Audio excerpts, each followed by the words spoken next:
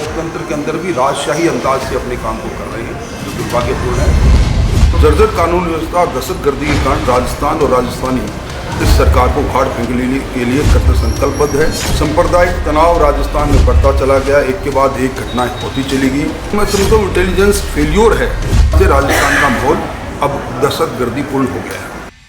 नमस्कार दोस्तों, राजस्थान की राजनीति में बड़ा हस्तक्षेप रखने वाले उपनेता प्रतिपक्ष हमारे साथ राजेंद्र राठौड़ जी मौजूद हैं।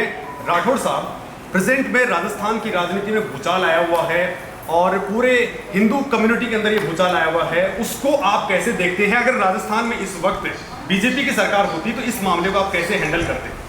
देखिए, राजस्थान की सरकार की पैदाइश अंतर्विरोध से हुई थी और वो अंतर्विरोध आज तक थमा नहीं। मुख्यमंत्री जी 24 घंटे में अपनी कुर्सी को बचाने के लिए अपने विधायकों को, अपने मंत्रियों को साधने में लगे रहते हैं। गृह मंत्रालय उन्होंने दूसरे किसी को दिया नहीं। गृह मंत्रालय में कानून व्यवस्था की समीक्षा हुई नहीं और फील्ड के अंदर ऐसे अधिकारी लग गए जिनको जानकारी नहीं। इसीलिए सांप्रदायिक तनाव राजस्थान में बढ़ता चला गया, एक के बाद एक घटनाएं होती चली गई और राजस्थान की संस्कृति के खिलाफ उदयपुर में जो कुछ हुआ, ऐसा विभत्स कांड, लोमहर्षक घटना कभी पहले हुई नहीं।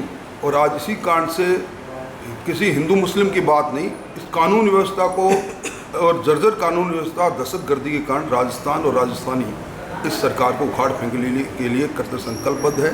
समय आएगा, समय का चक्र घूमेगा और तिल भी देखना और तिल की धार भी देखना, इस सरकार की विदाई भी देखना। सर, अगर इस वक्त बीजेपी की गवर्नमेंट होती तो आप इस पूरे मसले को कैसे हैंडल करते? देखिए, अगर जिस दिन कन्हैया लाल ने रूपर शर्मा की पोस्ट को शेयर किया, अपने कमेंट्स डाले और उसके बाद उनकी गिरफ्तारी और गिरफ्तारी के बाद उनको धमकी और धमकी के बाद उनका पहला प्रार्थना पत्र कि मेरी जान को खतरा है, 5 दिन से 6 दिन दुकान नहीं खोली। अगर कोई समझदार अधिकारी होता तो उससे पहले उन सारी चीज़ों को, उन पहलुओं को देखता जिसके कारण से घटना हो सकती है। एक आदमी धमकी दे रहा है, मैं सर कलम करूँगा, तो फिर वही आदमी सर कलम कर देता है। ये मैं समझता हूँ इंटेलिजेंस फेल्योर है। ये बातें प्रशासनिक दक्षता और क्षमता वाले लोग इस प्रकार की बातों का नियंत्रण कर सकते थे, जो इसलिए नहीं हुआ कि इनकैपेबल ऑफिसर आज फील्ड के अंदर एसपी और आईजी के पदों पर बैठे। लेकिन अभी तो काफ़ी कुछ लोगों को सस्पेंड किया गया है वहाँ पर। दूसरी तरफ से राजस्थान एटीएस बोल रही है कि ये एक टेररिज्म वाली घटना थी, पाकिस्तान से इनके कनेक्शंस थे, लेकिन जो दिल्ली से टीम आती है वो बोलती है कि इसका कनेक्शन टेररिज्म से नहीं है। ये तो जांच के बाद मालूम पड़ेगा। पर पीएफआई जैसे संगठन को राजस्थान की सरकार अगर हिजाब रैली की कोटा में अनुमति देती है तो एक तरह से रेड कारपेट हो गया।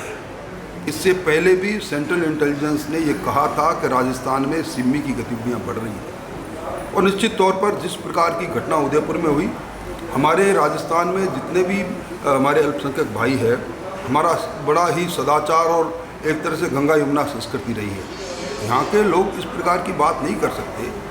मैं समझता हूँ कि जिस प्रकार करौली की घटना के बाद, जोधपुर की घटना के बाद, भीलवाड़ा की घटना के बाद जिस प्रकार इन घटनाओं को लेकर एक तरह से तुष्टीकरण की राजनीति और अपराध को भी एक दोनों अल्पसंख्यक बहुसंख्यकों के बीच में तोलकर उनके खिलाफ कार्रवाई करने की जो मंशा रही कि कहीं कोई नाराज़ नहीं हो जाए, अपराधी को उस दृष्टि से नहीं देखने के कारण से है कि अपराधी और अपराध दोनों बेवकूफ़ हो गए और इसी कारण से इस प्रकार की घटनाएं हो रही है और इसी कारण से राजस्थान का माहौल अब दहशतगर्दी पूर्ण हो गया है। लेकिन राठौड़ साहब, विपक्ष है आपका, विपक्ष सड़कों पे बहुत कम उतर पा रहा है। भाजपा वो जो एक एग्रेसिवनेस के साथ उतरनी चाहिए वो क्यों नजर नहीं आता? संवेदनशील सरकार है।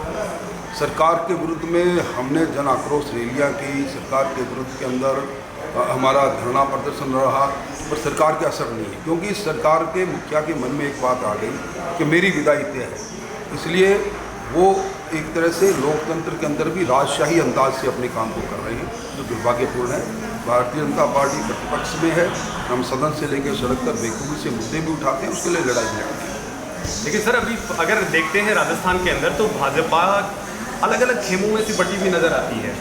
ये मैं हैदराबाद में भी देख रहा हूँ कि प्रेजेंट में मोदी जी जिस पूरे आपके विजन को एक जगह पे करने की कोशिश कर रहे हैं, लेकिन राजस्थान भाजपा की अगर मैं सिनेरियो यहाँ का देखता हूँ, यहाँ पे भी देखता हूँ दूर आकर के भी, तो उनका बिल्कुल एकदम बिखराव सा नजर आता है। ये क्यों? ऐसी कोई बात नहीं। भारतीय जनता पार्टी में सक्षम नेतृत्व देने वाले नेताओं की कमी है। यहाँ परिवार तंत्र भी नहीं है कि परिवार के चारों ओर राजनीति घूमती है, इसलिए जहाँ सक्षमता वाले लोग ज़्यादा होते हैं वहाँ एक राजनीति में अंदाज लगाया जाता है।